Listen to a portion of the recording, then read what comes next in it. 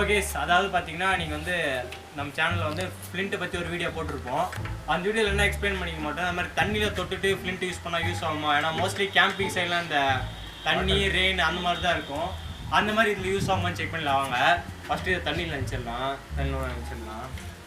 நினச்சாச்சு. இப்போ பண்ணி பார்ப்போம். நல்லா கிடச்சிது. ஓகே, பண்ணி பார்ப்போம். நல்லா அழுத்தியில் இதாக பார்க்க போகிறீங்க. சரி பாருங்க, வரல இன்ட்டு பாருங்கள், சுத்தமாக வரல. தண்ணியில் ஒன்றில் உடனே தொடச்சிட்டு உடனே யூஸ் பண்ணால் வேலை செய்யுது. நான் பாருங்கள் வச்சுக்கிறேன்.